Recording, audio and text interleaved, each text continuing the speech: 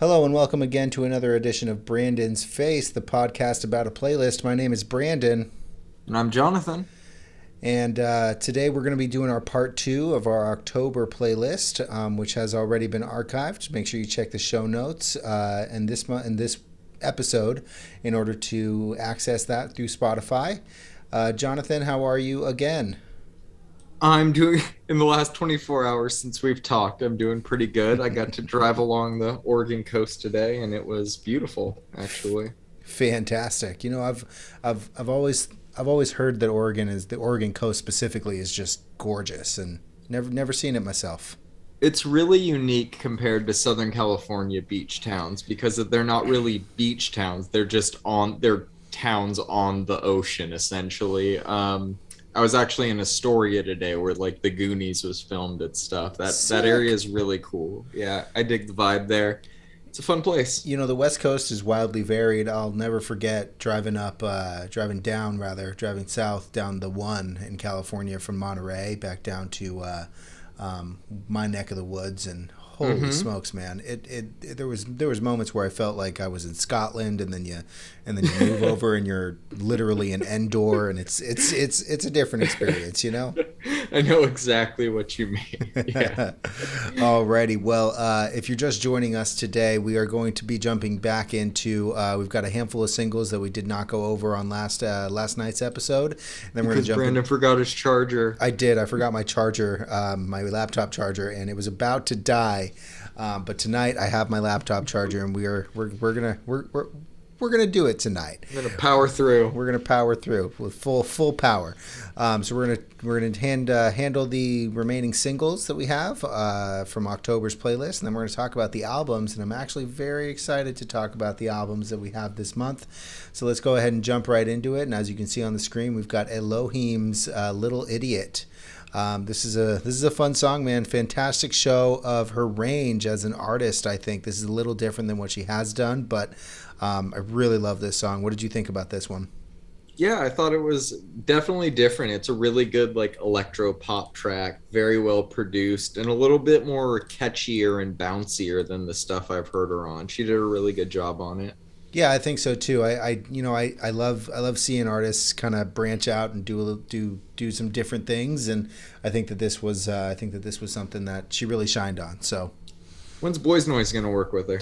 Dude, imagine. I was actually thinking about that this month too. I think she's kind of like the perfect candidate. I think Boys Noise strays from working. He either works with extremely famous people or people who are just kind of getting into the limelight sort of thing. And I think Yeah. Elohim's right on the cusp of being right in that perfect sound and perfect kind of area of her career for him to work with her. I think that would be a badass collaboration. Well, we're the first people to put it out into the universe. So if it happens, you guys can all thank us. You're welcome. Exactly. All right. So Neil Francis actually put out two songs, "Be Free" and "It's Like a Dream." Man, I love this band, man. They're great. "It's Like a Dream" is probably my favorite out of these two. Be Free's a little too subdued, but man, I really love this band when I'm in the mood for them. You know what I'm saying? Yeah, they're like the indie rock code of the friend. They actually have a pretty high output too. We've reviewed quite a few of their songs already.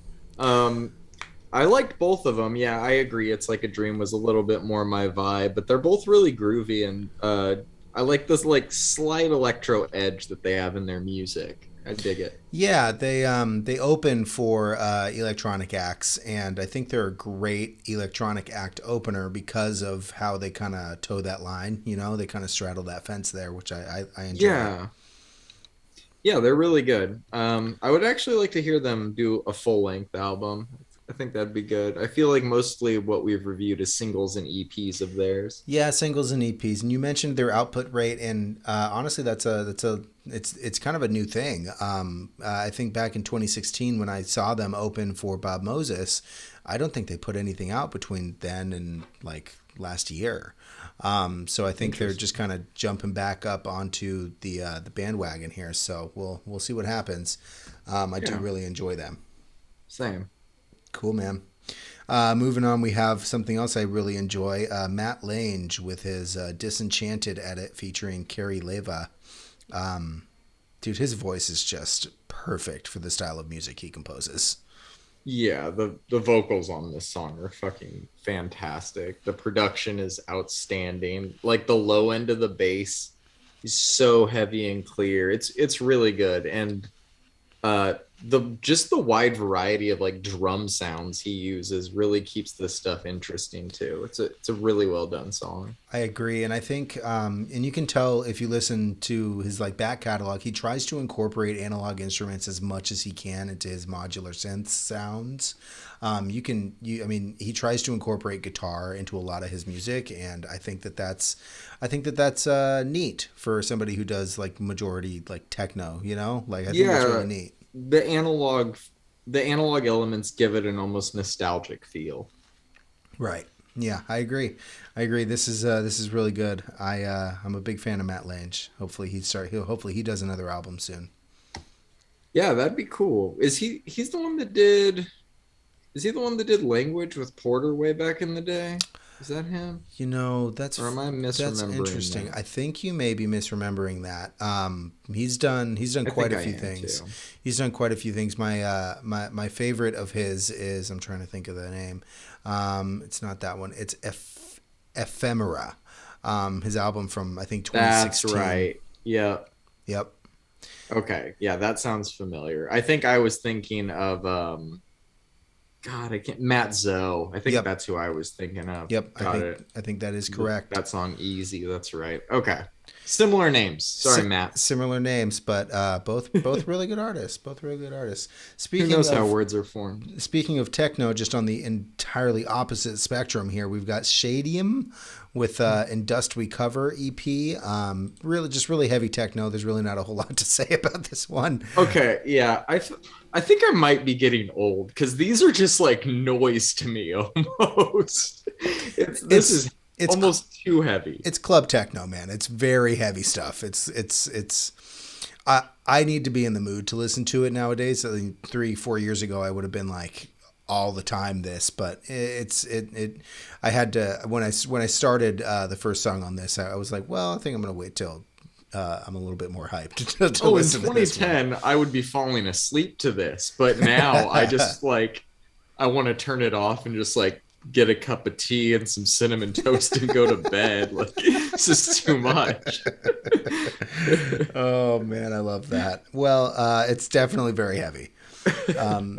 Moving on though to something that's a little less heavy, we've got Elton John and S.G. Lewis from the Lockdown Sessions album from Elton John. Big interesting choice with the sequined mask on the cover of this album, but yeah. But I loved this song. It's fantastic. Yeah, it's really good. What a fucking year S.G. Lewis is having. I mean, dude, can you imagine just putting out an album and then having Elton John, of all people, be like, yo, you want to collaborate? Like, from you dude. Riding the bus with his parents to this. Like, this is crazy. It's crazy, man. It's so funny. His parents were adorable when we met them. He just signed to Calvin Harris's label. He's opening today, and gosh, we're just so proud of him. And it was so wholesome, man. It was so wholesome. It was really cool. That's fucking awesome. I'm sure they're even more proud now. And he has really blossomed into an all-around amazing artist. And I really look forward to everything he does because he did that Bee Gees remix. He worked with Elton John here. His album was fantastic. It's been a really good year for S.G. Lewis. And the fact that he's been able to check working with two like all-time legends off of his list, even though the Bee Gees is kind of not directly a collaboration, is very cool. I mean, I would check that off on my list if the Bee Gees manager or record company sent me their fucking stems. Exactly. So, exactly. So I would definitely cross that one off my list. It wasn't a SoundCloud rip remix. It was not. It was an official straight to Spotify remix. I love that. Damn, son, where'd you find this? Oh, man. We're not going to talk about our Dat Piff days here, are we? No. All right. All righty. Alrighty. Oh man. All right. So now next we have Amine with Amine. Is that how you say Amine, I it? think it's Amine. Amine. Okay. With Yeah. Charmander. Mm-hmm. Yeah, man. This is okay. It's not my favorite Yeah. Amine song. Yeah, it's a little too bouncy. I think it's a one-off single. The video for it is fucking amazing. Throw that in the show notes. All right. He still is the godfather of the music video, and the video will actually make you like the song a little more. Interesting note about this song is at the very end of it, it does like a cut to like a radio filter, and it's a slowed down version of the beat.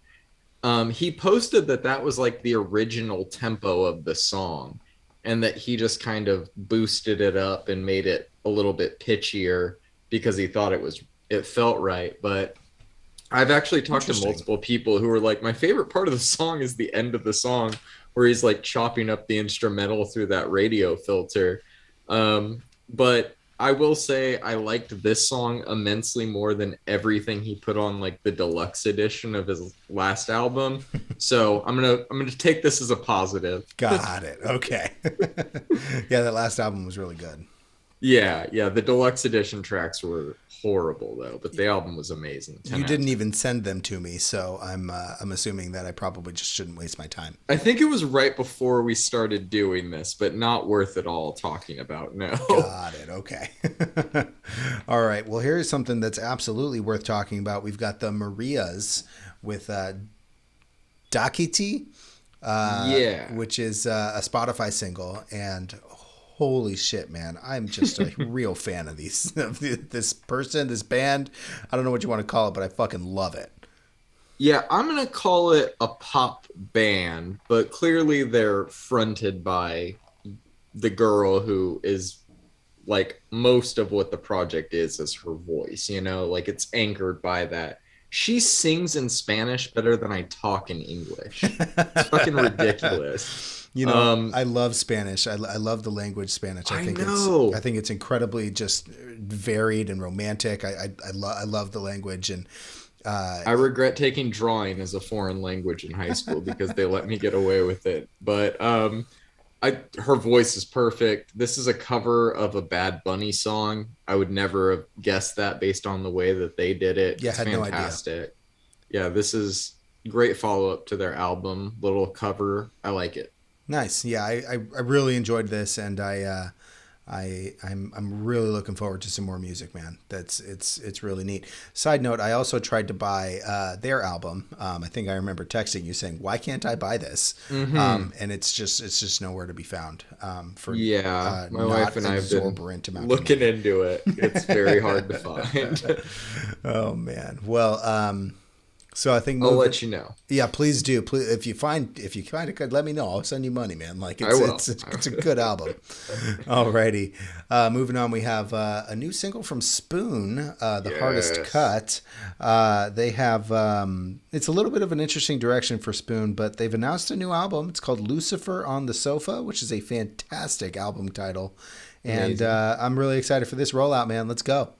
Yeah, I really like this song. It is a little different, but I loved Hot Thoughts. I thought that was an incredible album. I'm really excited to hear how they follow it up. Hot take on Hot Thoughts. It's my favorite of Spoon's albums. Same. That's it's a pivotal role in, like, when I hear it, there's moments in my marriage with my wife that it reminds me of, and so it's one of those albums for me. But on top of that, it's just it's a great album all around. You know, my good friend of mine just actually, and his girl just got free tickets to go see. I guess his aunt and uncle had tickets and just couldn't make it. They ended up going in blind because they had never heard of either Spoon or St. Vincent, and they went to the Hollywood Bowl to see them for free, and they were immediately they were fans. So that's awesome. Yeah, they actually brought me home Daddy's Home, the vinyl, which I thought was really cool of them. So very nice of them. That's awesome. Yeah, they had a good time. Really neat. They had a great time, and they're fans of both St. Vincent and Spoon. So as of now, alrighty. Well, here's a band I've been a fan of for like almost 20 years now. Let's talk about Under Oath, Cycle featuring Ghostmane. Let's talk about it. Well, I'm not a huge fan of Ghostman. Excuse me. I have no idea who it is. So Ghostman is like this kind of. He's trying to be in the emo post-hardcore scene as kind of almost like a rapper. And I didn't hear a whole lot of that on this song, but I don't know. He was on a lineup. They were on a lineup maybe, and we caught like a few minutes of it. And we were like, yeah, we're good. However, this is my least favorite of the singles that they've released so far. It's still very good though, which says something. And I really love the direction that they're moving their music forward with. What do you think? I just clicked this guy's Spotify for the first time and I already hate him just right off the bat. I kind of told you, man. Yeah, not for me. I didn't really hear him too much in the song and I listened to it a couple times. I didn't it either. Sounds, yeah, I really like the song, but I agree. I don't think it's the best of the singles at all or even near the top of them. I also think they kind of need to stop releasing singles at this point, like rock music and these types of albums. You really don't need that, you know, like right. I'd rather digest that whole experience at once, but it's modern stuff. They have to keep up streams and all of that. So I get it. Yep. Yeah, I get it. Do you know the date of when Voyeurism is set to come out? It'll come out January 14th, the same day as Bonobo's album. Oh, all right. That'll be a good Friday. Yeah, that's going to be an awesome one. I'm very curious to see because I would say Under Oath had obviously They're Only Chasing Safety, followed by the Define the Great Line, two undeniable classics. Lost in the Sound of Separation was the last album Aaron did before leaving the band for a while. And that album's kind of weird. I almost want to revisit it because I feel like there's going to be a lot of parallels, at least stylistically, between that one and this one. But I'm hoping for their best album since Define the Great Line. That's like my expectation for this based on what we've gotten so far. I mean, that last single they put out, that was what, like 9 minutes long or something like that? Yeah, we're getting prog metal. Pneumonia. Yeah, and that is just, I mean... I can't even tell you how happy that makes me. So, in fact, why don't we throw that on the playlist for next month and let's talk about let's talk about it and see. Yeah, we have a few months, a couple of months until it comes out. So I say it might be time to kind of go through it. You know. I'm into it. Let's do it. Cool. We'll go ahead and throw that on for next month. Moving on, though, we do have another single that I think was actually pretty neat. Deadmau5 featuring Foster the People with Hyperlandia. This is, I think, a vocal edit. And this is such an interesting pairing, man. Yeah, I'm not a big Foster the People fan, but I really like the song. So I was kind of underwhelmed by Deadmau5's last few singles. Like, they were okay, but they weren't really... I don't know. They just weren't very memorable to me in general. And this one, it was fucking great. I really like it. I'm not sure if there's a non-vocal version of this. Is it from like a compilation he'd put out or something? But it's great. All of his trademarks are there. And Foster the People do a great job like finding the right tone to approach the song vocally. It all comes together really well. That was kind of my note too. I think that this dude's voice works really well with the Mouse's instrumentals. So Foster the People is interesting, man. I like them better live than I do their recorded music, but after seeing them live, their recorded music makes a little bit more sense to me, if that makes any sense. Are they the Pumped Up Kicks people? They are, but you got to take Pumped Up Kicks out of your brain. That's not indicative of the rest of their music. Are you going to tell me that Plain White Tees had some bangers that weren't Hey There Delilah next too? Bro, you just got to get to the album cuts, I'm telling you.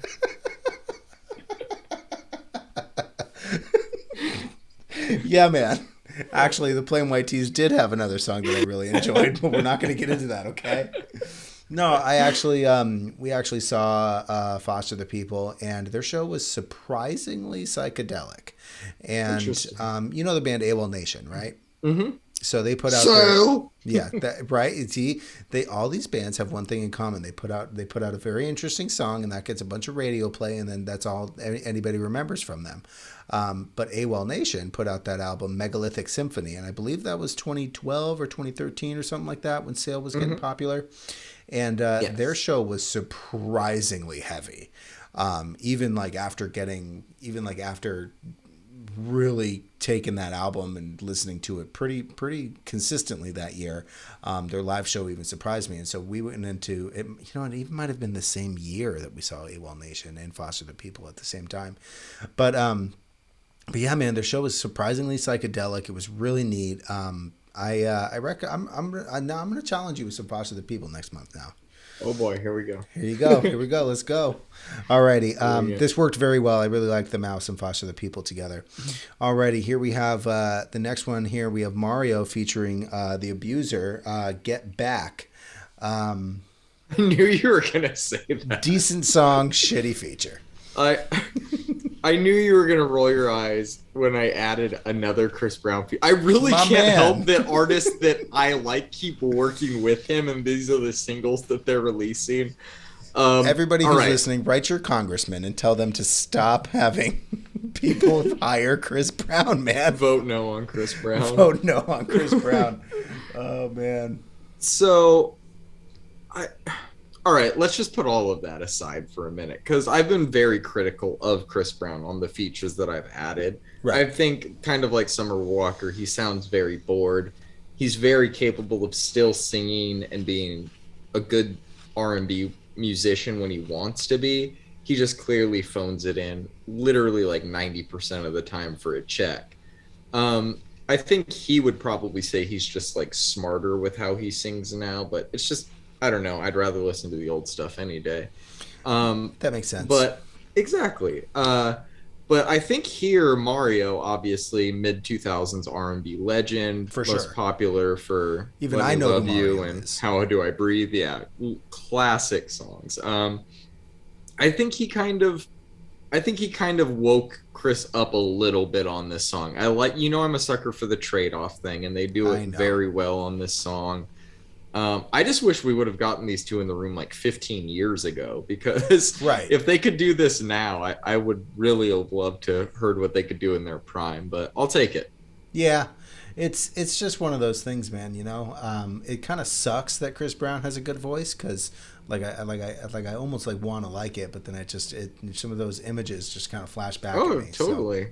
So. I agree 100%. I totally get it. I will not defend him in any way. I'm not even necessarily a fan, but I have so many memories tied to those first two albums of my first apartment and all of that era. So it's it's easy for me to separate the art and the artist with him, but other people, I totally get it. So super fair, man. Super fair. Yeah. Well, moving on, we have what looks like an excerpt from an album, Live Love ASAP. Looks like Sandman by A$AP Rocky. So Live Love ASAP was his first mixtape that he got known for. Oh, wow. And it had just never been on streaming. The 10-year anniversary came up, so they released it. Hey, that's really cool. Yeah, he added this new song, Sandman, that I think he's been playing live for a few months now. It's just a bonus track. This feels far from album mode A$AP Rocky. I think it's just a kind of a little bonus for the 10-year anniversary of this album, and it works. It's pretty good. I actually really liked this song. I thought it was actually pretty emotional with the lyrics, and so do you think the rest of this out, because I've never heard this, do you think the rest of this is worth listening to for myself? I threw it on my listen to next. Yeah, I think you'll really like it. If you've never heard Peso or Purple Swag, those two songs are essentially the two that got him discovered or got him blown up. And sick. It's very interesting. This album, it came out in 2011, so you got to think The Weeknd, House of Balloons, Frank Ocean, Nostalgia Ultra, Drake, Take Care, everything was changing. J. Cole's first album, Kendrick's first mixtape, 2011 music changed to the era it is now. And I think you'll hear a lot of the DNA of what people are doing now on this album back then. So it's cool for that. That's really neat, man. I'm excited to dive Yeah, into it actually now. for sure. Cool. So to wrap up the singles, we have an absolutely beautiful song from Snow Allegra, "Do for Love," which the album title needs some grammar, but the piano is fucking beautiful on this one, man. Yeah, this is a cover of Bobby Caldwell's "What You Won't Do for Love." I think Tupac sampled this song pretty Got it. famously as well. You probably, that's why it might sound familiar. It did sound familiar. Yeah, it's a chorus on one of his songs, but it is an older song too. This is another Spotify single, which I used to kind of ignore, but I guess this past few months we've gotten a few of them that are really, really good. This is fantastic. Her album is still in my top 10 of the year, and she actually just announced a tour that's going to be going on early next year that I'm considering buying tickets to. Nice. This is fantastic. Like, if I die, I hope heaven is like a jazz club at 3 a.m. and it's just her on stage with a piano playing this song. My Like, man. I'll make it happen. yes, Alrighty. you're gonna kill me. Well, I mean, not like that, but if we're talking about it. All right. So, all right, that was the end of the singles for this month.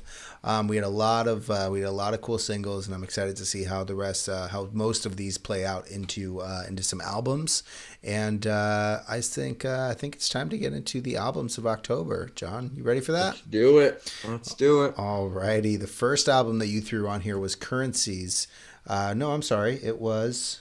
No, that's it. Oh, yeah, we could talk about some EPs as well. No, I think we talked about those. Maybe I'm wrong here.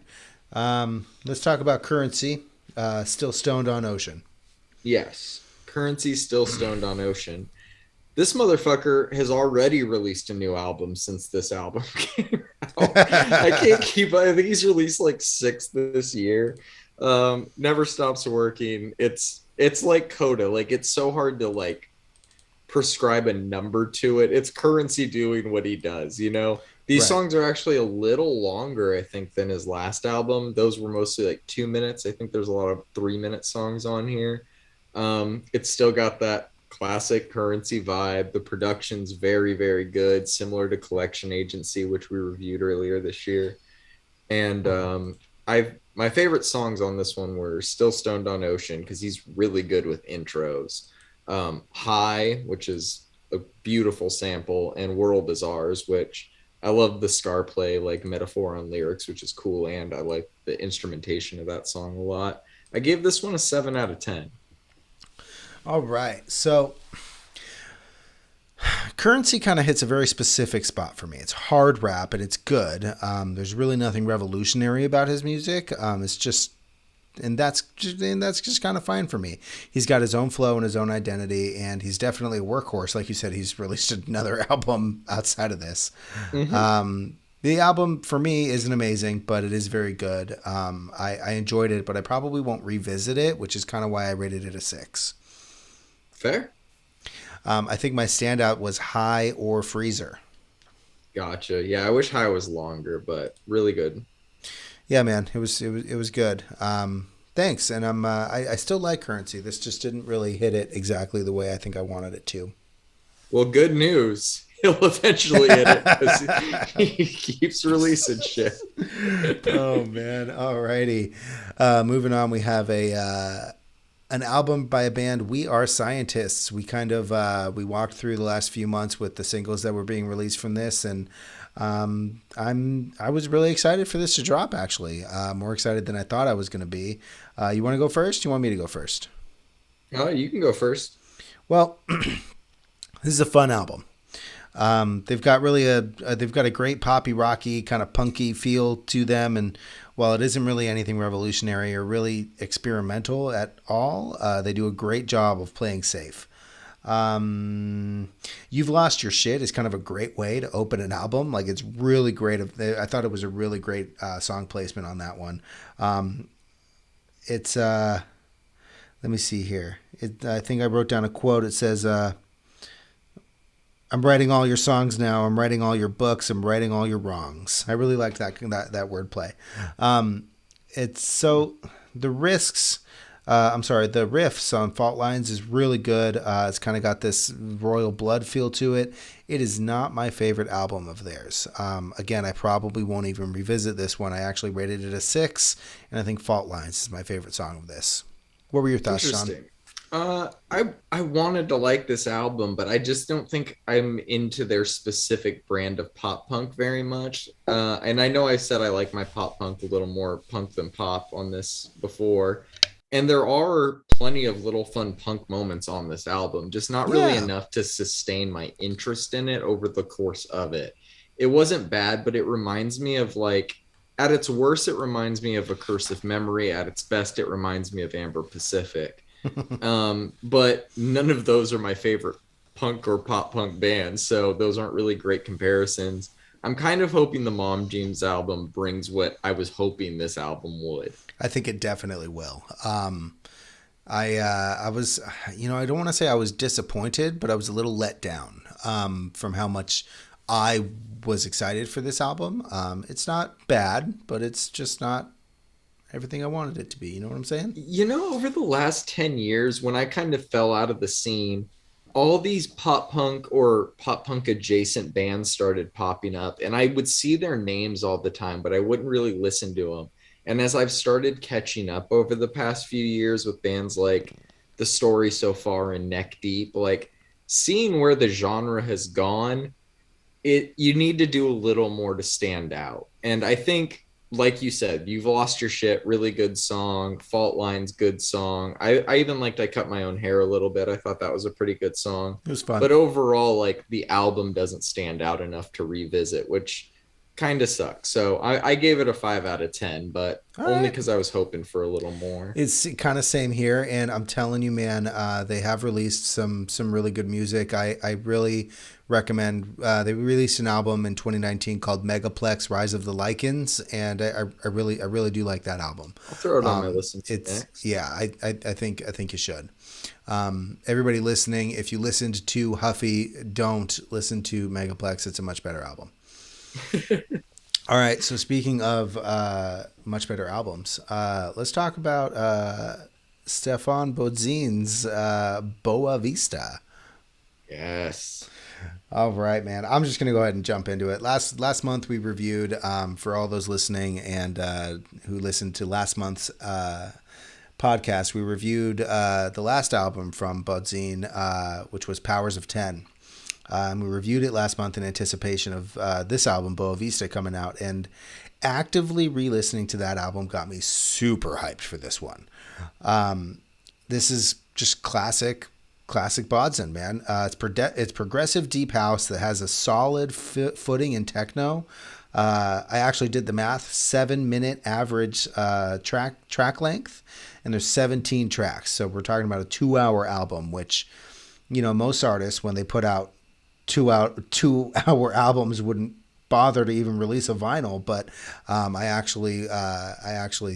think I showed you his 4 LP vinyl that's like $80 fucking dollars.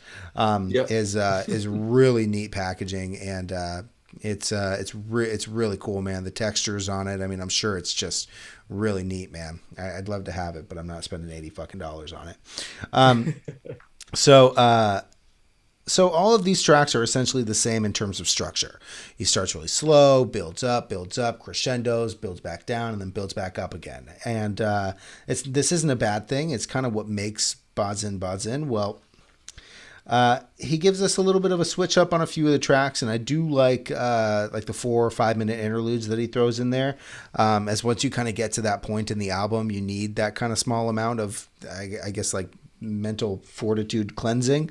But while this album has a bit more of that kind of lighter, brighter feel to it than the Powers of 10 did, I think I do like Powers of 10 a little bit better.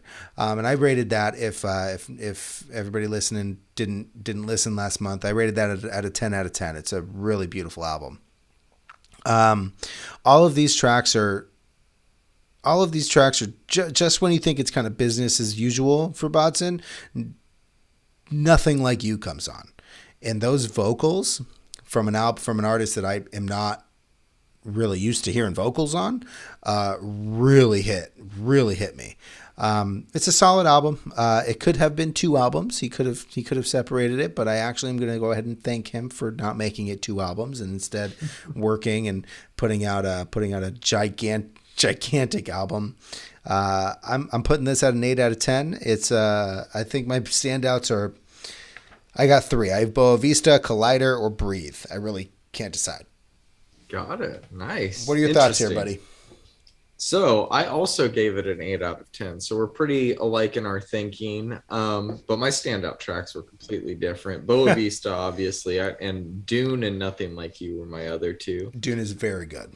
Yeah, I love Dune. Haven't seen the movie, but I haven't either. I hear it's great. It looks cool. It looks like I'll fall asleep though.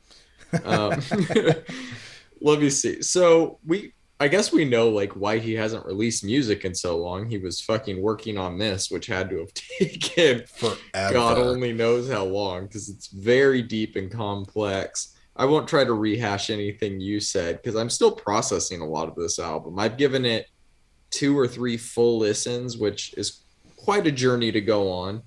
And he takes you on just a variety of styles, from techno to trance to house, but he always keeps it that signature Bodzen sound, which is fucking awesome.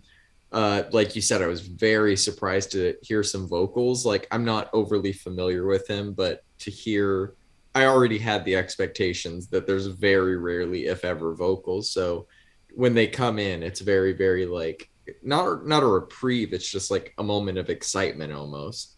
And I wasn't expecting it, but happily surprised. This isn't the easiest album to just dive into, but it's definitely worth it if you have like the time to immerse yourself in its glory. This one is definitely best played front to back. And I feel like live it's going to translate, obviously, just you and I know the way this music translates live, and it's going to be fantastic. Like, that's what it's made for more than anything. I liked it. I think it lived up to the hype, but like you, I'm going to say Powers of 10 is still his masterpiece. Yeah, I'm going to go ahead and say that as well, and I'm glad we're kind of on the same page here. It's very good. I kind of like, it's very good. We'll leave it at that. Yes. All right, so you threw on this album, Bad, Not Good. Album title is Talk Memory. My man. This is that instrumental jazz the kids are talking fucking about. Fantastic, man. I knew you were going to love this. I knew it. This is some pretty neat stuff, dude. Have you ever heard of them? You know, I've heard of them, and they've been on a couple of lineups for some festivals that I've been to, and I skipped out on them because, well, I didn't really see quite know what they were. Yeah, I didn't really know who they were, you know? Well, they're kind of coming into their own still. From what I gathered, they started, I think, about 10 years ago doing like jazz covers of hip hop songs. They're a 3-piece from Toronto. Tyler noticed them and they worked on some like Odd Future sessions on some of their videos. And then they were actually Odd Future's band during their 2012 Coachella performance. So I guess I have seen them, but not one of their sets. And then they've released multiple albums since then, and they've collaborated with artists like Kendrick Lamar, Thundercat, Ghostface Killah, as well as other world-class jazz musicians that are featured on this album. I was very impressed by this. I've never really been deep into jazz, so I'm far from an authority on what's great, but I think this is really good. I gave it an 8 out of 10. I thought City of Mirrors was great. Beside April was great. Love Proceeding was great. But like the Bodzen album, it's kind of a front to back for me. Yeah, I agree with that. And I will also tell you that even if you are super into jazz, nobody's an authority on jazz. Jazz is just jazz, baby. All right. So I've heard the name in conversations. I've seen them on a multitude of lineups. They were definitely at a Coachella that I've been to, and I think back then when I was just musically ignorant, I wouldn't even say ignorant. I would just say they're at just maybe just not interested in seeing that type of music at the festival I was going to that day. Mm-hmm. But I was actually pretty stoked when you added this on here because I had heard a lot about them and I just never looked into them. So you gotta love that 9-minute opener. Big fan of 9-minute openers. You give me a 9-minute opener, you've got my fucking attention. You know what I'm saying? So I really love. So I just kind of did a stream of consciousness writing. So I'm just gonna kind of run through this. So I really love how this album is building.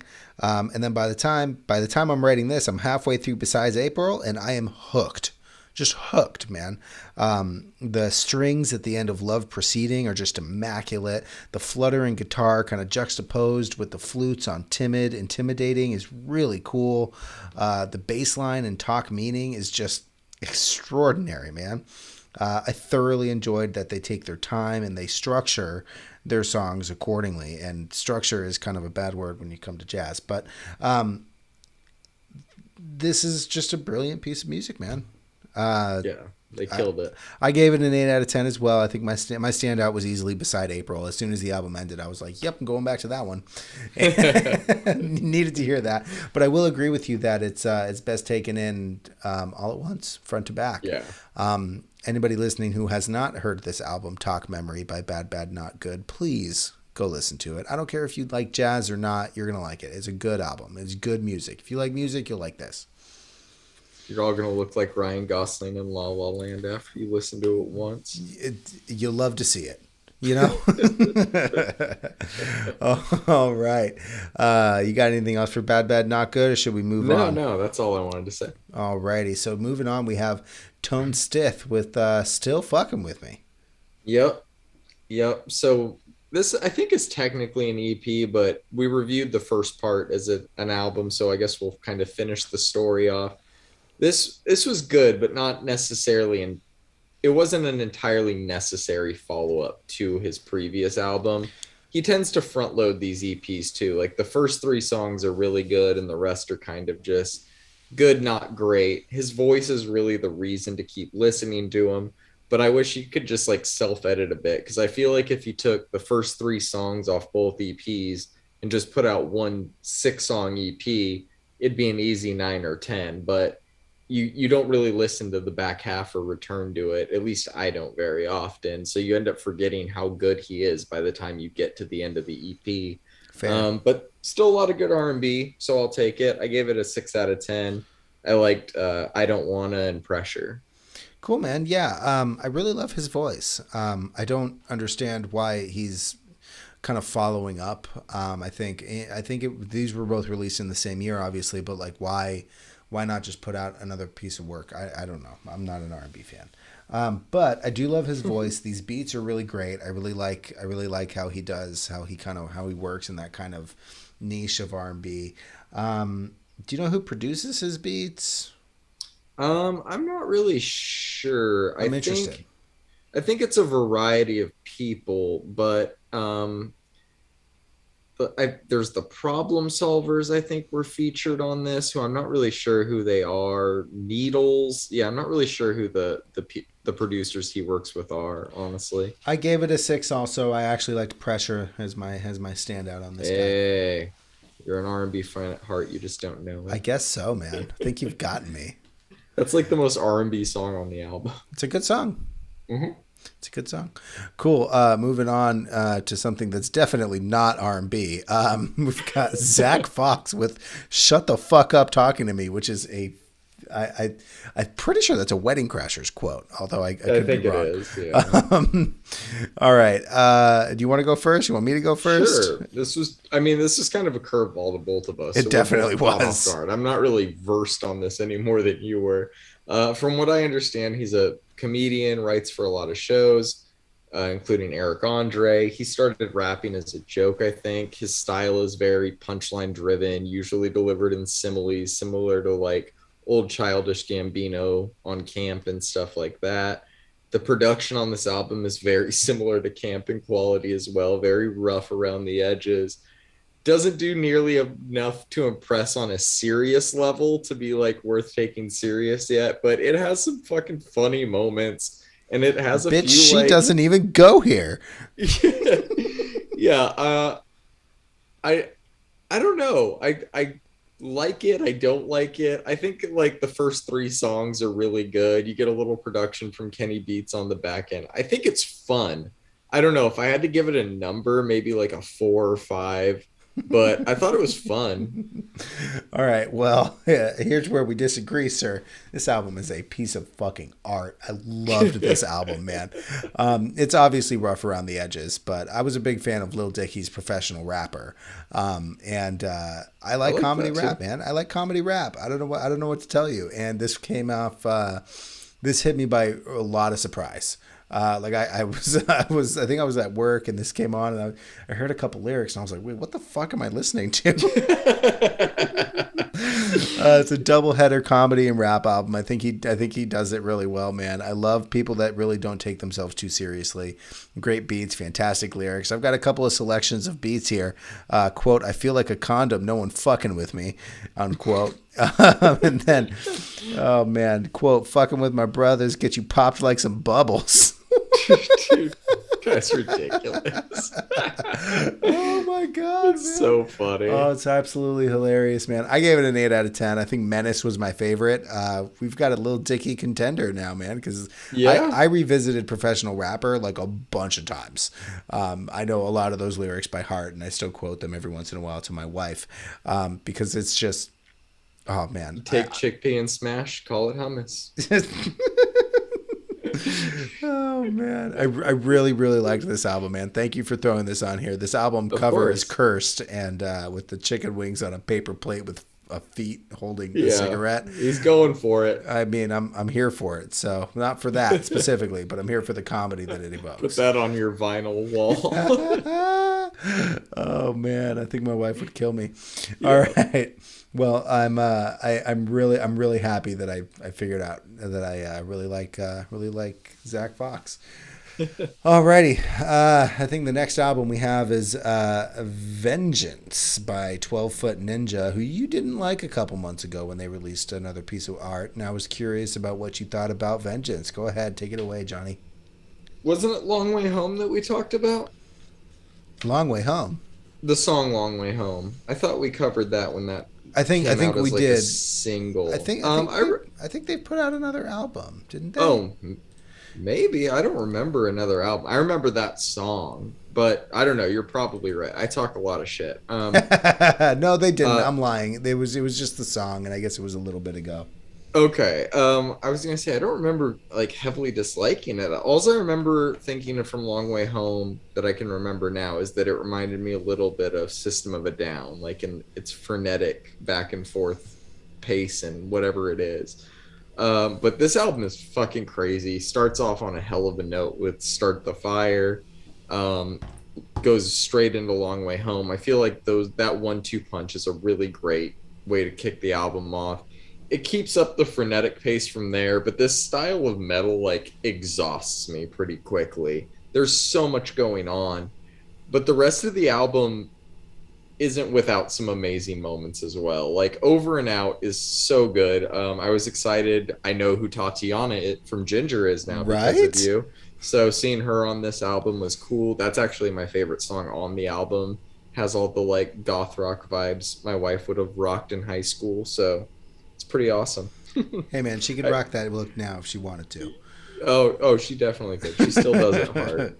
I enjoyed the album more than I didn't. I gave it a 6 out of 10, and Over and Out was my favorite.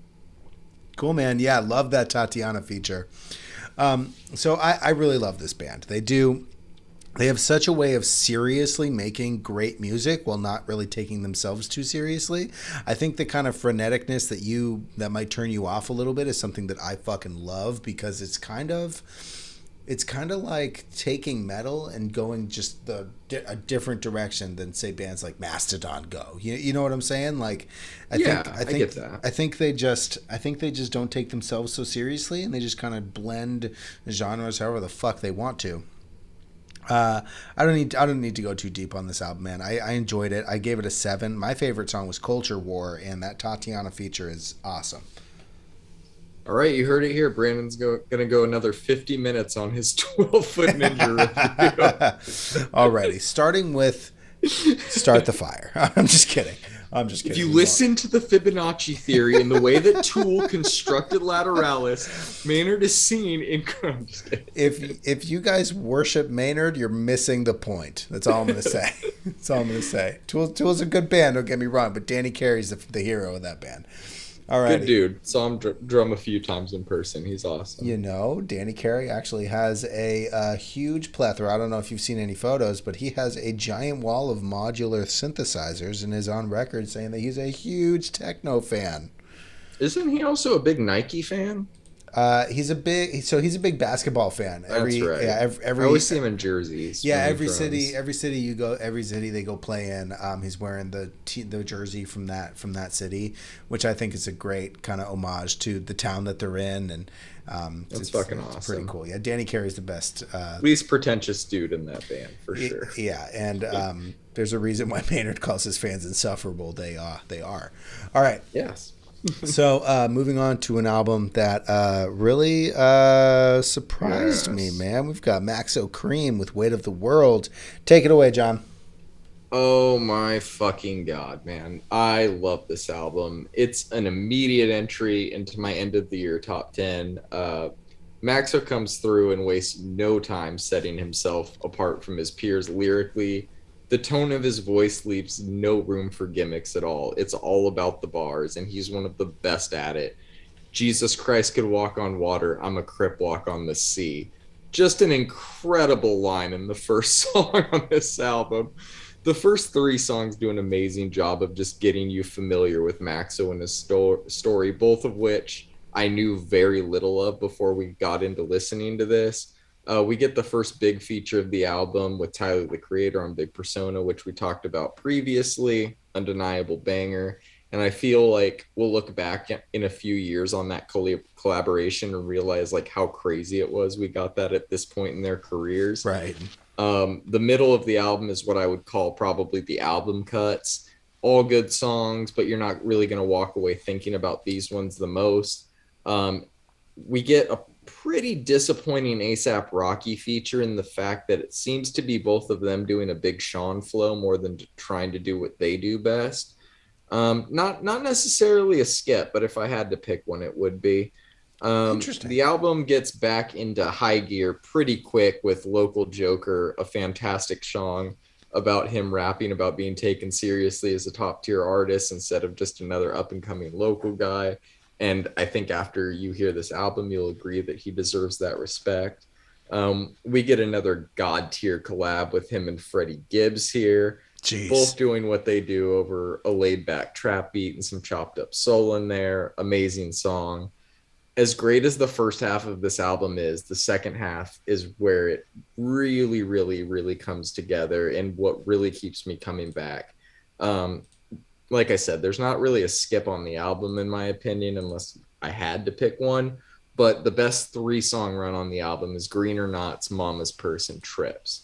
All 3 of these are fantastic. The way he sprinkles in old school WWF references is fucking amazing. And he's been doing it since the first few times I heard him a few years ago. Mama's Purse is probably my favorite song. The production is top notch, has that glossy, almost gospel chopped up soul sound that I'm really into. And lyrically, it tells a beautiful story front to back. Trips, a heart-wrenching story told in a tone that you're really not grasping how serious what he's talking about is. Right. These are legacy defining songs. There's really no features on any of the back half of this album until the very end. It's just him telling his story. And I was going to quote more than just the Crip Walk on the Sea, but I really won't do anything justice because I don't have his voice. Right. This album will be in my rotation for years to come. Instant fan of his, 10 out of 10. All right, man. Yeah. So I besides the Tyler feature, I hadn't heard any of this dude's music, and man, this is everything I like about rap. He's got that kind of southern flow with kind of beautiful instrumentals at times, great lyrics. There's no auto tunes. He's confident as fuck, but he doesn't take that into arrogance. It's the perfect kind of a butt of gangster lyrics and the balance of real life that I really, really enjoy. This dude seems like really self-aware, which is kind of rare for somebody in in the hip hop community. The verse on CC is fantastic. Streets Alone, actually, I thought was great. I actually, my notes say this is a really good example of where ASAP can be adept at his art. And I think it's funny because last month I think we talked about ASAP. I like 50% of his music. I think you might like the other 50% of his music that I don't, which is... That's interesting. Maybe duality of man here, right? Yeah. So, we'll have to dive into that sometime. Do a Rocky off here. Yeah. I like the way he has kind of his specific pentameter, but he switches it up when, really when the story calls for it. Not like when the beat or anything else. It's like when the story requires him to. I really love the instrumentals on a lot of this music. 11:59, Local Joker, and What I Look Like are just timeless songs, man. Timeless songs. Mr. Gibbs obviously kills it as his tradition there. Yep. Trips is a very special song, man. Very special song. I really enjoyed it. This whole album's a fucking story. I gave it a 9 out of 10, and I refrained from throwing it on my 2021 Album of the Year contenders because I didn't want you to see that I did it already. So I already added it since we've started this conversation because it is on my 2021 Album of the Year contenders list. And yeah, man, I'm a huge fan of this. This is great music. Yeah. Oh my God. I'm glad you feel the same way. And it's interesting that you said 9 out of 10 because that's what I have written. But as I talk about things, I kind of realize how I feel about them. And a 10 out of 10, so I feel like a 9 out of 10 is the best you can give something on its first listen. If you give something a 10 out of 10, that means you're dubbing it an instant classic, right? Which should not ever be a lightly given designation. And I know that I don't know, man, this one might be it. Like, when you try and think of anything to say is wrong with it, it's very, very hard to find anything. So, right. Yeah, I don't like, in terms of my own music review style, I don't want to be overly pretentious. Like a 10 shouldn't be a shooting star. They are attainable, but I feel like they definitely need to be special as well. And I feel like he has earned that designation. It's a very special album, and it's going to have to sit with me for a little bit. This is one of those albums that's going to sit with you for years, you know? Yeah, so, I'm excited to see how it stacks up against everything for you and what you choose as your rap album of the year. You know, we've got some contenders that I didn't expect, so that'll be fun. We'll see, man. Alrighty, moving on from Maxo Cream, we have an album from a Rufus Du Sol, Surrender. Yeah, did you want to go first on this one? Or yeah, I'm going to jump in on this. So I'm a big Rufus fan. I discovered Rufus by to discover new artists. I find festivals, small festivals, and I look at their lineups, and then I look at the undercards, and I determine, okay, if this person is, you know, sub-headlining or, you know, 3 rows down that I really enjoy, the undercard on this festival has to be at least worth checking out, right? So I'll just kind of troll through music festival lineups, and these guys were on a lineup. I want to say, I mean, I still was living in Palm Desert, so when was that? It was like 7 years ago now, maybe even 8. And I really liked them. I fell in love basically instantly, right? And all of their albums have been just instant classics for me. I mean, I own a couple of them on vinyl. I've seen them live. They're so special to me. All of that being said, this is a beautiful album, but it doesn't live up to what I wanted from them. Maybe I hyped it up too much. You know what I'm saying? Now that I'm talking about it, maybe I hyped it up myself too much. But the singles that they released are the strongest songs on this album. You've got On My Knees, which is fucking awesome. You've got Next to Me. These songs are really great. That's about it, man. It's a little bit Feeling more. torn on it? It's a little bit more subdued than I wanted from them. It's just a little bit of a different direction, and I did enjoy it. I rated it a 7, right? I gave it a 7. It's a good album. I did enjoy listening to it, but I'm not gonna go back to it as much as I would say, like, Solace, or what was that other one that they released? It Bloom? was Bloom. Yeah, Bloom. Yeah. Even Atlas, man. Atlas was when I discovered them. So yeah, it was 2014. That was 8 years ago. I think I was right on the money. And yeah, man, it didn't hit me like those ones did. I'm sure. I've listened to it 3 times already. Maybe I'll give myself a rest and maybe hit it again, maybe in a slow month this winter or whatever. But it didn't do. I was expecting off the bat to give it a 9 or a 10 because I know that I love this band, like I love this group, and it just didn't do what I wanted it to.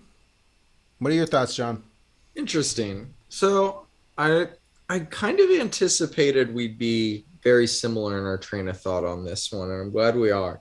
Because I was looking forward to it, and I don't think it was necessarily because you were overhyping it. I think that they have a certain air about them. They put themselves on that level of like Bob Moses and Flight Facilities, of just consistent quality that we're expecting.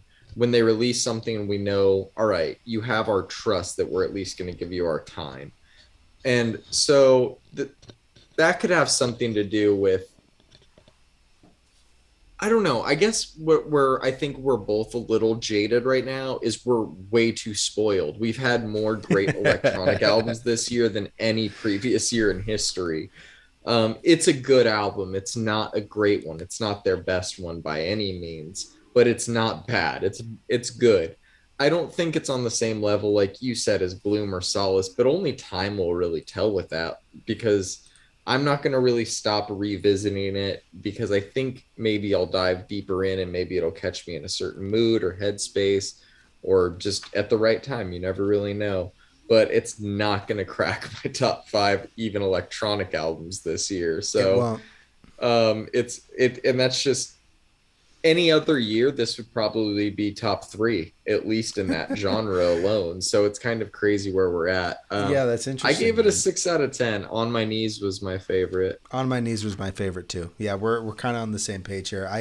I hope I didn't overhype it up, but I think you're right. I think they do put themselves, and I think they've earned the right to put themselves up there with, Flight Facilities and even like Disclosure on a certain level. Yeah, sure. And yeah, this just didn't do it, boys. What happened? All right. So moving on to something else here. Let's talk about Majid Jordan, Wildest Dreams. Let's do it. This Yeah, album is fun as hell, bro. it is. This album is fun as hell. We've been talking about their singles now for almost a whole year. I feel Right. like it's been a while since we got the first one, Waves of Blue. Did you want to go first on this one or me? Yeah, I'll jump in. Go for it. Look, man, this album is danceable. It's easy to listen to. Majid has a great voice. This was surprisingly attention grabbing and attention keeping for me. I thoroughly enjoyed it. They got a Diddy feature, which I didn't hear much Diddy on there, but You never hear the Diddy.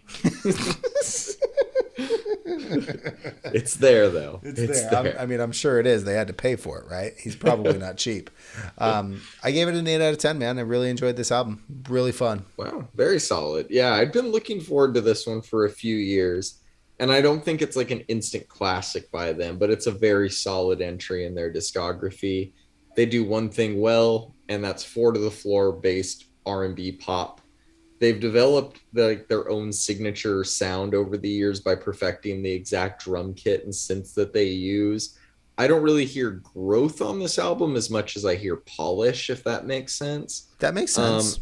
Yeah, like if I had to describe their music in one word, it would be smooth. Everything about it has like a very silky quality that I like. The best 3 songs on the album, I think, are Summer Rain, Stars Align, and Waves of Blue. Summer Rain and Waves of Blue are both singles we already covered, so I'm not going to really get into those. But it is cool that we got another Drake feature. They are on OVO. They were featured on he was featured on their first album on a song called My Love, and they were featured on Hold Up, We're Going Home, which was a very, very big Cool. song and kind of skyrocketed them to where they are now. I thought that this was a good collaboration. Hold On, We're Going Home is still like the undeniable best song that they've all done together. Mm-hmm. But I thought this was good. It has a very similar vibe. It works. I think just in terms of the album, like his voice has come so far in terms of knowing what notes he can hit and where to go with what songs. He's got a great But voice. but he still takes chances that I'm not crazy about on songs like Forget About the Party, which is an acoustic pop song that doesn't really fit on this album. But overall, I thought, aside from a few small missteps, it was pretty good. I have it as a 7, but I could see your 8. I could see that for sure. I think I just had a lot of fun listening to it. Yeah, I think it's a very good album. I'll keep it in my rotation because, like you said, it's very fun. Yep. I think Summer Rain is the best song on this album. So His vocals on that song are outstanding. just awesome. Just really good, man. Really good stuff. Yeah. Alrighty. Moving on here, we have a really good album from Circa Survive called "A Dream About Love." Why don't you go ahead and take this away first? 1 second. My notes got out of order for a second, so I have to find where they are for Circus Survive here. See, is it an EP or is it an album? While you find it, I'll just go. Yes, please. So Drift is a groovy song, man. I love that I love that repeated riff. We talked about Imposter Syndrome, I think last month, or was it even earlier this month? One of those. This band is kind of iconic at this point, dude. Sonically, this album is pretty experimental. Vocally, it sounds like Anthony Green is doing his thing, but he's actually gotten. I want to say he's got, maybe he's taken voice lessons or something like that, because he's not as raw as he has been in the past. Anthony Green does not take vocal lessons. Anthony Green gives the vocal lessons. It's super clean throughout the album. His voice, simultaneously soft and heavy, as Circa Survive is very well known to do. Just the way I like them. I think my standout was Our Last Shot. I gave it a 7. Interesting. I thought this was a little different for them. They incorporated a lot of programming elements and like a wide variety of instruments and sounds I haven't really heard them use before. Yeah, it's pretty experimental. Yeah, I like that they're still experimenting at this stage with where they can go musically. Like Anthony Green's voice, like you said, is just as sharp as ever. He's getting better at how he uses it, and he's still getting better at songwriting too, which is really, really impressive because he's always been a very, very good songwriter. Overall, I thought the EP was good, and I'm curious to hear what they're working on next. I'll give it a 7 out of 10 too. I don't really know what my favorite was. It's kind of hard to pick on this, but Imposter Syndrome definitely stands out. It's a good one. Is this an EP or an album? This is an EP. Are you sure? All right, I believe you. All right. This is 6 songs, right? 1, 2, 3, 4, 5. They're Yeah, not it's 6 Vince songs. Staples, so yes, this is an EP. Fair. You got me. All right. Sorry. All right. So I like Circa Survive, man. I've seen Circa Survive at a large festival. I was lucky enough to see Anthony Green perform Translating the Name with Seo Sin. I remember that. My man, that was a great show. That was a fantastic show. What I really loved about that show is that, obviously that album opens with 7 years. So they played the whole EP, and then everybody was like encore. And so Anthony Green comes out and he's like, we don't have another song to play for you guys. So here's 7 years again. And oh man, first song also he's swinging the microphone around. He hits himself in the face. He gets all bloody. He wipes the blood on somebody in the front row. This is clearly pre-COVID. So it's very Anthony Green thing to do. Yeah, man, it was a good show. It was a fun time. We bought a bootleg T-shirt out front. It was a good time. Santa Ana Observatory.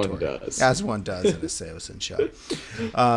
All right, so we got a new Circa Survive album, and then we also got a new Every Time I Die album. What fucking year is this, bro? Bro, I'm not. We got Under Oath coming out. Know how old I am, but yeah, it's fucking weird right now. Get the girl pants out. Oh, dude, fuck. All right, so I'm being transported back in time. I fucking love it. This entire album is just high octane, my man. Yeah, I mean, to say the least. as one does with Every Time I Die, right? But I mean, how does this dude still have a fucking voice? Look, I mean, you've got corpse grinder Fisher from Cannibal Corpse. He doesn't really even need to protect his voice that much. He does those low gutturals. I feel like this guy, man, he's got to be fucking up his throat.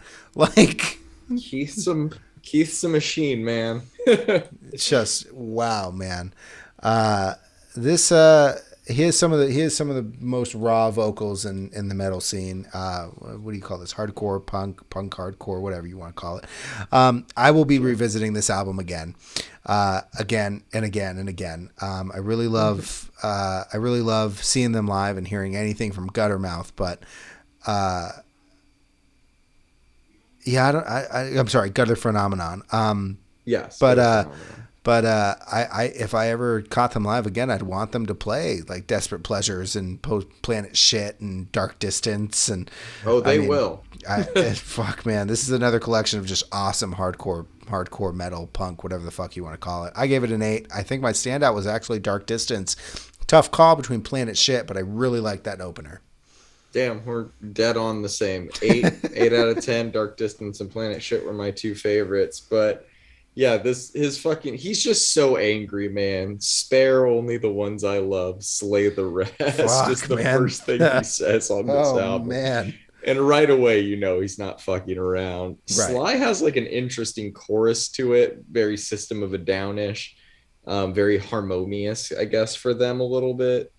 From there, we get that like batch of songs that we talked about last month. They do a great job of just taking little things from every part of their career and using it as an inspiration at some point for what's next. And you can hear the same band that made Gutter Phenomenon on this. You can hear the same band that made Hot Damn or The Big Dirty throughout this. They still fuck around with a little bit of Southern metal with some of their riffs, which is fucking awesome. Here for it. Bring back Maylene and He Is Legend, please. Good God. And he really put a lot of fucking work into this album vocally. You can tell the ferocity on his voice at like the end of All This and the War is fucking that's like that's fucking Cobain like at the end of Unplugged when his voice is just like strained to the max. It's fucking amazing.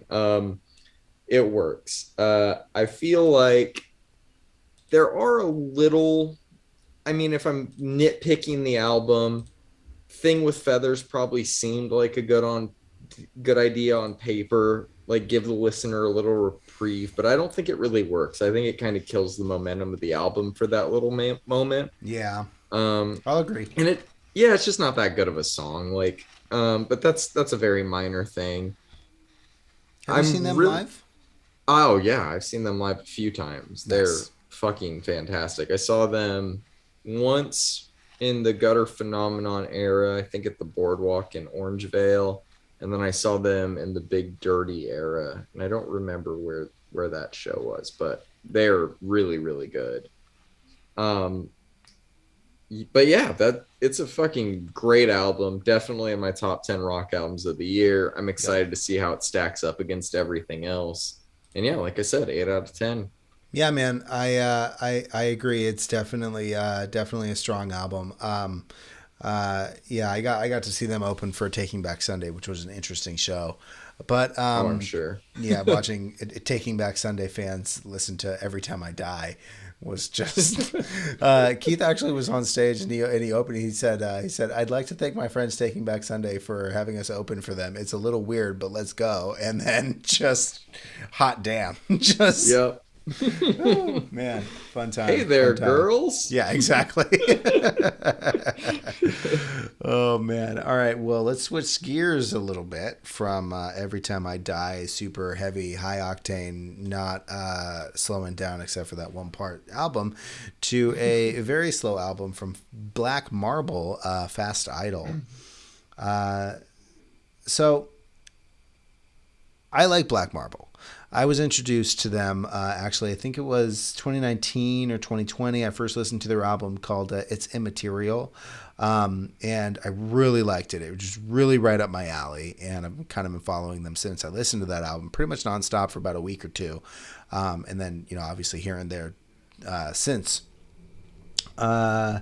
This album is good. It's sweet, synthy, kind of indie rock. We've got lots of beach vibes, kind of Beach Fossils kind of music, and lots of 80s style synths. I enjoyed it. There's some weird tempo changes that I didn't really like along this album, and I feel like this album would have had a lot more of an emotional response for me if the vocals had a bit more range. I think the guy that does the vocals, and I think the majority of the production for Black Marble, it might even be one guy, kind of makes his album sound a specific way. And I actually remember reading an Ask Me Anything with him where he basically says he just fucks around in the studio until he gets it to sound the way he wants it to in that moment, which is cool, but I don't think that I think that this album suffered from his lack of range here. I did enjoy it. Not replicable. Yeah, it kind of just makes me want to listen to It's Immaterial. It's one of those albums where it's like, this is good, but like that was much better, sort of thing. And then I kind of want to listen to Beach Fossils also. It just kind of reminds me of other music, which is fine, I guess, but this isn't really it for me. I gave it a 6. I think Ship to Shore was my favorite. What did you think of this album? Yeah, I could appreciate his commitment to like 80s synth pop, but I don't think it worked here. There's moments I like on the album. There's even a few songs I like. The album has like an immediate sense of nostalgia that seems to come from not just his like songwriting, but the way he curates the sounds that he wants to use for each instrumental. I can appreciate all of the work that goes into that. A lot of these synths have like natural warmth to them that really pair well with his vocals. But that's about like where the things I like about this album end. Maybe I think it sounds like soundtrack music to like a John Hughes movie or something. It's very, very weird and very hard to like just vibe to for me. I gave it a 5 out of 10. I liked Somewhere and Royal Walls. Those were like my standouts. Well, I'm going to go listen to some Beach Fossils. Yeah. Moving on here, we have Parquet Courts. I don't know what that is. Parquet, whatever. Sympathy for Life. So when they released Black Widow Spider as a single, I kind of knew this album was going to be pretty good. I think we talked a little bit about it last month when they had released Walking at a Downtown Pace. Yeah. And their last album was met with like super high reviews, and everybody was talking a bunch of hubbub about it, and it didn't hit me the same way, but it sparked enough of an interest for me to follow them, and I really did enjoy it. It just wasn't the 10 out of 10 that everybody was telling me that it was. So this is a good album, man. I really enjoyed this, actually. There's some great riffs in here. Not as much energy as I would have liked. There's a lot more energy on Black Widow Spider than there is on the majority of the rest of the album. And sometimes a couple of songs feel like fillers, but most of this album for me is great, man. This is peak psych, indie psych. What do you want to call this? It was overall a joy to listen to. I really enjoyed this one, man. 7 out of 10. Homo Sapien was my favorite song on this album. Really contemplative lyrics. I don't know if you had a chance to sit down and like really like actively listen or maybe even read some of the lyrics, but Homo Sapien is a great album, or a great song rather, to do that with. It's a good album. I enjoyed it. What did you think? That was actually my favorite song on the album as well. Great minds or something, man. Yeah, except for on Zach Fox. Man, I don't know. I'm torn on that one. We'll get back to it. We'll revisit that. Maybe I was too harsh. Because I look back at like the old reviews of Camp by Gambino, and it used to get ripped apart too, and I love that. And I do like Little Dicky's Professional Rapper. Maybe I just was in a overly pissy mood or something, but anyways, moving on to Parquet Courts. Please do. But what I really like about this album is it pretty much takes everything about rock music in the 90s that I liked and just brings it to the modern age. The singer has that really like classic New York club sound that's both nostalgic and timeless. Musically, the album matches every move the singer makes, and it never sounds like they're trying to be something that they're not. it's very much like the Strokes or Arctic Monkeys in the way that it's just fucking rock and roll, man. I got a They're lot of Strokes vibes too, man. Oh, totally. It's impossible not to, especially on the first few songs. Um, their songwriting is really good. Like you said, Homo Sapien is fantastically written, and a lot of their music kind of has that earworm quality to it. Like you'll find yourself humming it a Mm-hmm. little bit later on, and don't even remember what you're humming. I also love that this album is never in a rush. Like they let every moment on it breathe, every like little verse and chorus. Nothing ever seems to be like, all right, we got to fit this in the 3.5 minutes or whatever the fucking, pop thing is. Even though these songs aren't very long, like everything feels purposeful, nothing feels like a waste of time. I gave it an 8 out of 10, and Homo Sapien was my favorite song as well. Yeah, man, it's great album. Really good shit. Really good shit. I'm really glad you liked this one. I'm really glad you Yeah, liked I was this. surprised. I've been really into Arctic Monkeys and Strokes lately, so I'm not surprised. There you But go. makes sense. All right. Well, all right. So these next two came out the Halloween weekend, and let's just get into it. Do you mind if I just jump in here? Go for it. All right. Mastodon put out Huston Grim, and the second it released, I put it on. I mean, I'm talking 9:01 p.m. here on the West Coast. Listened to it that night, texted you, listened to it all day Friday, listened to it all day Saturday, listened to it basically all day on Sunday, wrote my review on Sunday.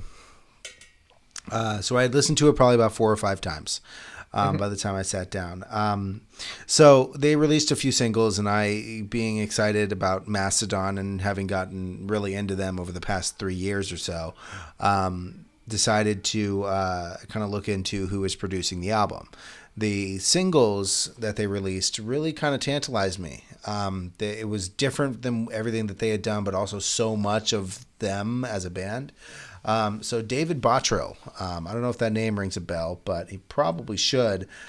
This guy has done a lot of music that I think you and I both really like. He has produced. Let me see here. I've got it somewhere. He's produced a lot of music. It's somewhere. Has he produced a lot of ballet? He produced Anima. He produced Lateralis. He produced Origin of Symmetry by Muse. He produced Peter Gabriel's late 80s and early 90s albums. He produced Good Apollo on Burning Star 4 by Coheed and Cambria. He produced The Parallax by Between the Buried and Me. He's produced Rush, Chiodo, Smashing Pumpkins, Circa, and Circa Survive. Gotcha. So kind of like really right up my alley, right? And really a varying sound. And so I was really excited to hear what he did with the whole album. So it's about an hour and a half long. Pain with an Anchor is the hell of a way to start an album, man. Those drums are just, whew, Jesus, man. They really shine here. This is a massive album, man. It's a little bit of everything. We've got some prog metal, we've got some thrash, we've got some dad rock, there's some fucking country in here, and for some reason it works. I don't dislike any of these songs, and I think the album is put together perfectly insofar as song placement. I think they did a really good job structuring the album as a whole. Song structure, individual song structure, is also a really strong point on a lot of these songs. Lyrically, this album is a piece of fucking art, man. Incredible emotion, real poetry. It's thought-provoking. It's intelligent. It's really a lyrical piece of art. All of that being said, though, I really, really wanted something heavier. You listen to Leviathan or Blood and Thunder. You listen to Crack the Sky by Mastodon. You listen to Remission. You get this really heavy band, and they haven't really been that way for a long time, and that's granted. But I really wanted a little bit more heavier stuff. Don't get me wrong, though. It's heavy where it needs to be, and the point at where it sits, kind of on this heaviness scale, is kind of perfect for what they wrote. I just wish that there was heavier content written, if that makes any sense. Mm-hmm. I like that they strayed from their kind of pop rock stuff, though. Those pop rock choruses, like on "Show Yourself" on their last album, and I think we talked about that a few months ago. But I really, I absolutely love the musicianship on display here throughout this entire album, especially the drumming, especially considering how great the drumming is, and the drummer is doing 80% of the vocals on this album. That to me is even fucking crazier. I really love this album. It still needs to sit with me for a little bit though. These are all preliminary thoughts from an album that's like this, an hour and a half long, and heavy on the emotional and lyrical side of things. And honestly, I can't really give it really a proper score. I want to put a number to it though, so this could go up or down depending on where the next few months kind of hit me with life. But I gave it an 8 out of 10 right now. Talking about it, it's probably a 9 as of right this second. Standouts here are Pain with an Anchor or Gigantium. What were your thoughts? So I'm in a similar boat that it's a little preliminary for me, but it's a little bit different for me. I'm not as like taken with it yet as you are, or seem to be at least, because obviously we've talked about Mastodon before. They're a band I passively like. So for like an hour and a half experience or 2 hours or however long this is, it can be a slog for me if I'm not in the right headspace. So I've like had to go to and from this one a little bit. I did like one full playthrough, but since then when I like started my notes, I'll usually do like a few songs, then return to it a little bit later, you know? And they fucking shred. They do it multiple times on this album. But I don't think the length and format of this album like benefits a band like them quite as much as it does artists like Bodeson, who we talked about, who with a very similar, you know, with 2 hours did that. Or Between the Buried and Me, who can jam so much fucking shit into this, about this length of time, I think an hour and a half. Yep. That it's like impossible to even like take your mind away from it because there's just so much going on.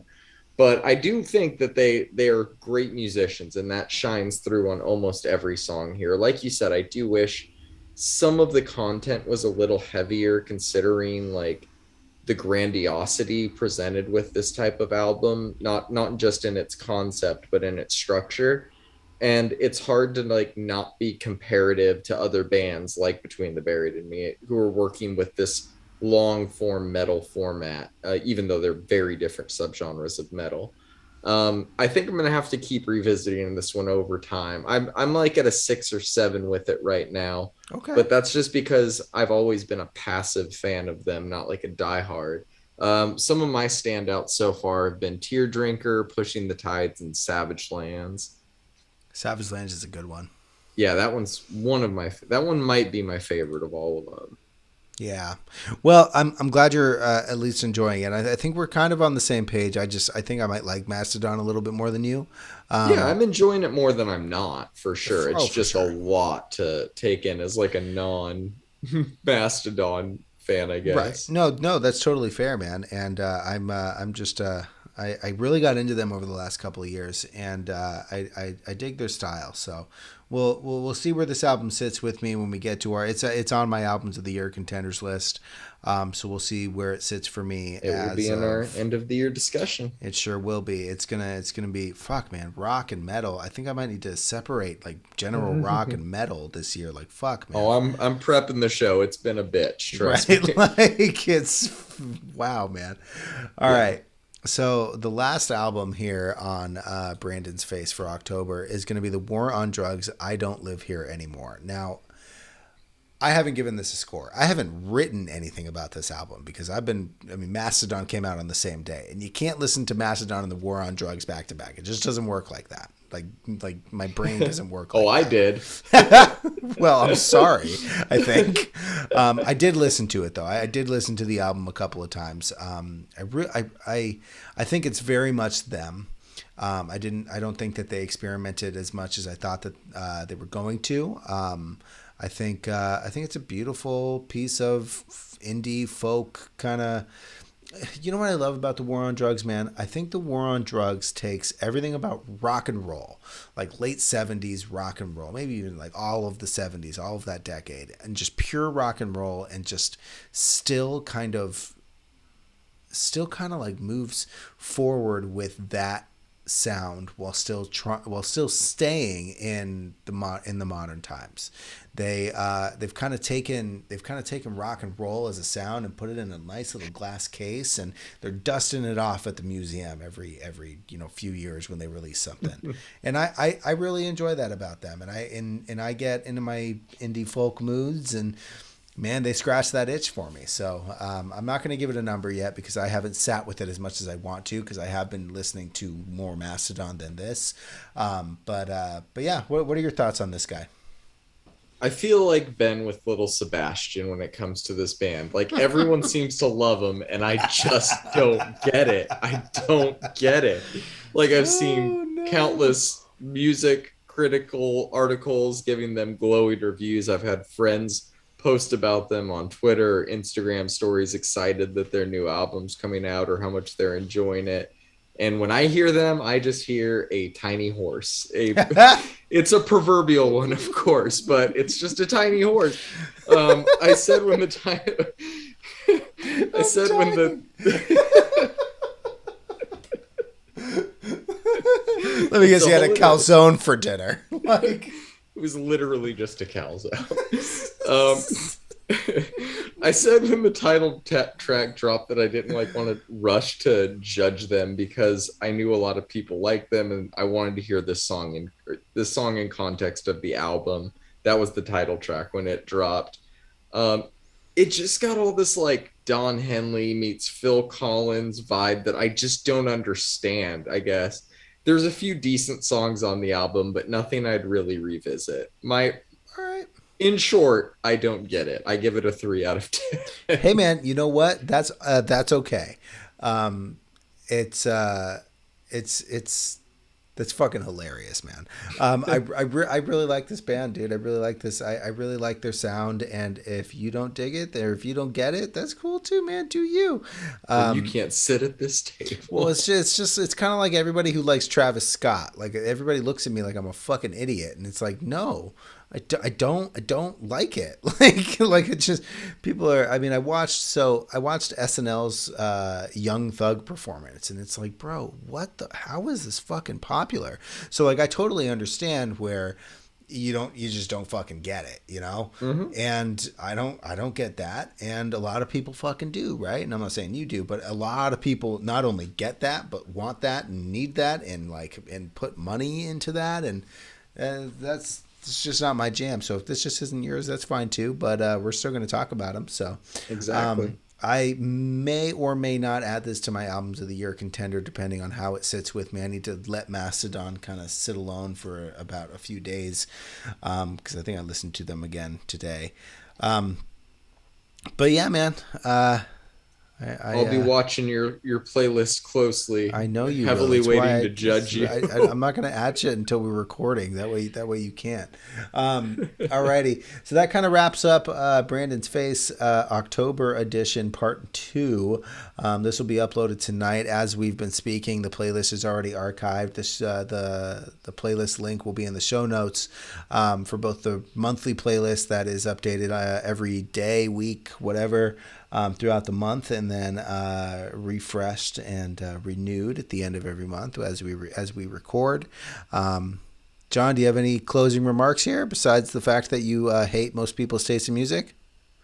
I'm very excited to be covering a new Flight Facilities album this upcoming month. Oh, hell yeah.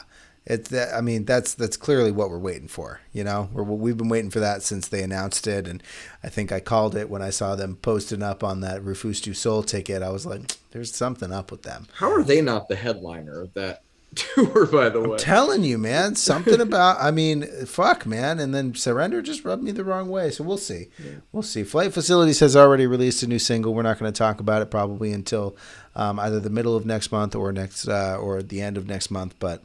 I'm excited for November. Album will be out, so we'll talk about the album next. Yeah, I'm excited about all of that, and yeah, I think that's it. John, you have a great night. This was a great conversation, and I'm excited to talk again. Till next time, everybody. Too, buddy. Peace. Later.